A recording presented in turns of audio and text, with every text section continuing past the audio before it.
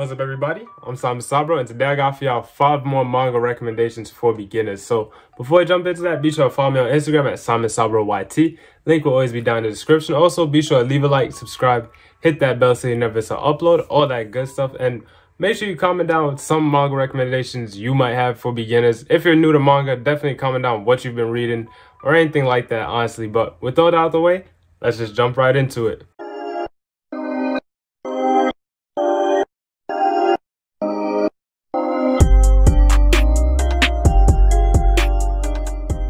Alright, so a while back I did make a top 10 recommendations for beginners. If you'd like to check that out, definitely be sure to check that out after the video or whenever you feel like it. But honestly, on the first thing for the list, it did recently get an anime, so I'm sure a good amount of people have probably already heard of it, and that is Call of the Night. Now, I do understand that the anime is kind of hard to watch, you know, legally at least.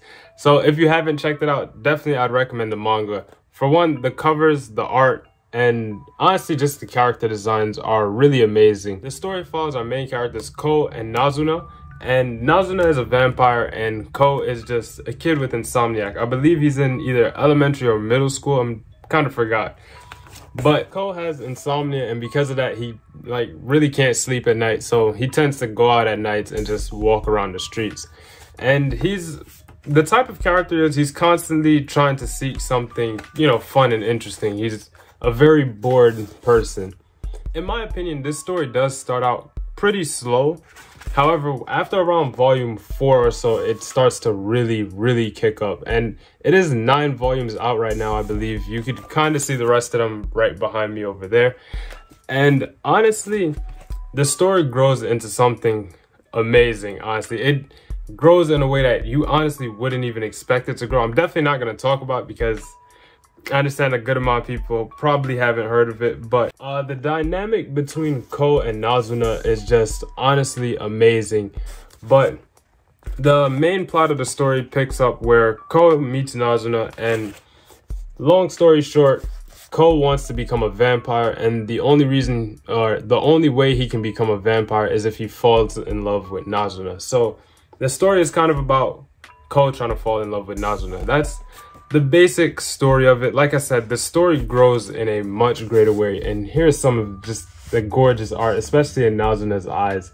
Honestly, I really love this art style, and especially through the character designs. But like I said, Call of the Night I would definitely recommend to a lot of beginners, or really anybody. If you haven't checked it out yet, definitely go and check it out because it is really good. Like I said, first couple of volumes are a bit slow, but definitely still enjoyable. There are a lot of jokes in here that are very funny, usually like inappropriate kind of jokes, but I think anybody could really enjoy the story, and I definitely recommend it. After that, we do have one that I kind of talked about pretty recently. I did actually pick it up and talk about it in my recent reading log and manga haul, so if you're interested, definitely go and check those out. And that manga is Nightfall Travelers, Leave Only Footprints.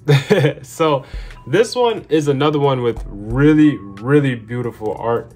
Is the back of the book. It does follow these two characters, Ninamori and Fujino, and basically, as the back of the book says, Ninamori is in a newspaper club, and she has a duty to report on kind of mysteries, usually horror related mysteries around the city, and just talk about it in the newspaper articles and basically let, you know, increase awareness on it. Fujino, or Ninamori, sorry, is a very outgoing, energetic kind of character, but she also gets scared really easily. So just her dynamic in the setting that she's put in is interesting in itself. But the other character with purple hair, Fujino, is a lot more calm, collected, just the complete opposite of Ninamori. So the dynamic of the two characters is also really interesting. And like I said, the art in here is really good, especially in the characters, like just the way characters are drawn, like in their hair and as well as the backgrounds. It's like a very fuzzy, warm kind of art style, if that makes sense. And like I said, this one did come out pretty recently, I believe, and it is, I'm not sure how many volumes it's gonna be or how many are even out in Japan. But so far, I would definitely recommend this to, honestly, anybody. It's a very wholesome story so far.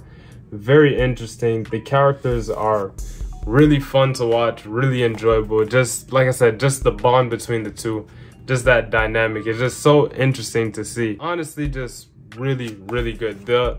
Sometimes due to the way the art is, it can be kind of hard to make out what's going on at some points, because like I said, it is very fuzzy. And even despite that, I think that kind of adds on to like, it's not really scary, but like the horror element of the story kind of. But honestly, it all just works together really well. And another thing that is really fun about this manga is on these in-between chapters, it's like Ninamori going home and kind of just her relationship with her family. It's very interesting because each chapter is kind of basically one day. And it's really interesting, honestly, just really fun and just cool to see.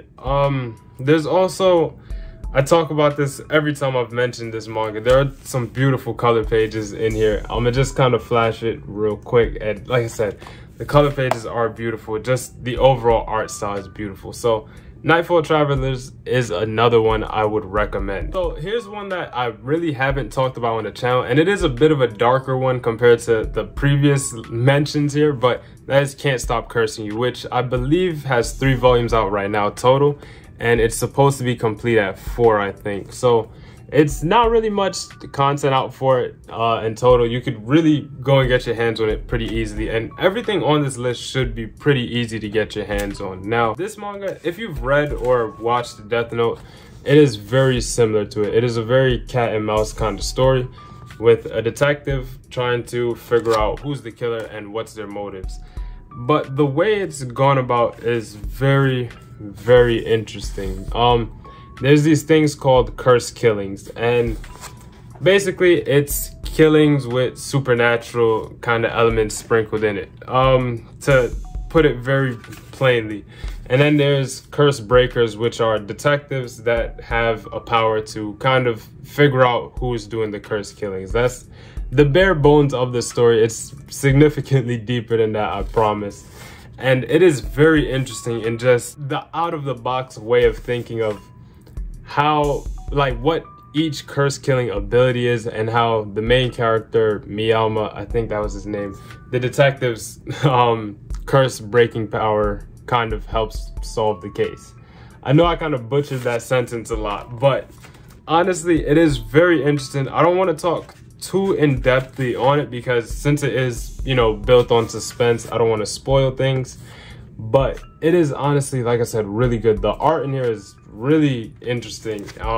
It can get very gory, and like I said, definitely a darker one compared to the previous listings. This is more so because I know my first list was a lot more, you know, mainstream kind of stuff. This one is a little bit more obscure, and I know this might be some people's first, you know, introduction to manga, and I just want to cover all the bases for everything possible. So that's what this one is. Like I said, if you're familiar with Death Note and you do enjoy Death Note, definitely check this one out. I'm sure you'll love it. I do have 2 more on the list here, and they are both sci-fi. I'm gonna start off with this one, which is Dai Dark. Now, Dai Dark is by Q Hayashida. If you are familiar, she's the person that made Dorohedoro, which does have a series on Netflix, which is pretty good actually. It's about our main character, Zaha Sanko. I might have said it wrong, but basically he has this, I don't really want to call it a power, but there's a unique thing about him where if someone were to get his bones, they can make a wish. So therefore he's pretty much public enemy #1. And everyone's after him, and he has a Vakion here, which is a backpack. Kind of like a very useful utility item that helps him out all the time. Now, the art style in here is gorgeous. It is gritty. It is just everything you'd expect, kind of. Because the story is actually pretty lighthearted compared to the art. So it's really an interesting dynamic. But this is Zaha Sanko, and not really the best image to see him in.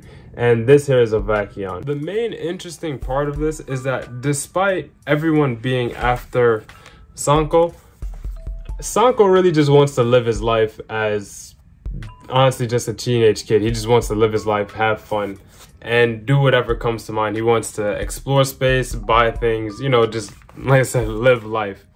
And in his attempt to, you know, like I said, just live life, it is just very fun to watch as he just meets new people and just builds his crew, builds his ship, all of that stuff. It's really, really fun to watch. It is 4 volumes out. I believe volume 4 did recently come out. I'm not sure how many volumes it is so far in Japan, but it is really fun, and honestly one that I would definitely recommend to honestly anybody. Like I said, despite the gritty art style, it is very fun to see, very lighthearted at times, but at the same time it can be very, very dark and gruesome.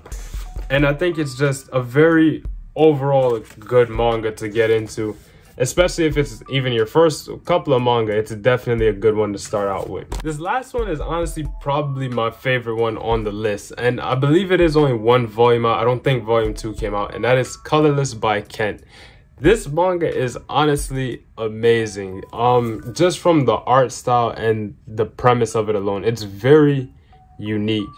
And it is about our main character, or rather, the setting is actually more important than the characters. So it's set in a world where color has been removed. And it sounds kind of silly at first, but color is kind of the identity of things in this story.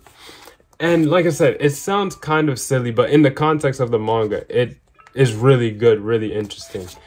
And basically, there's people that are trying to restore color. This guy here, and everybody for that matter, is able to use color to like power themselves up. And like I said, very, very interesting in this context of the manga. Now, the art is beautiful, as well as honestly, just like the setting of it is just beautiful and just so easy to follow. It's really, really well done, honestly.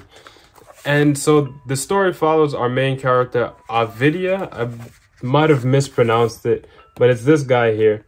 Looks really cool. And basically, it starts out kind of silly in a sense, where he's just trying to recover this, or get this one girl back that was captured, because she makes coffee or tea, I think, really good. So that's why he wants to get her back.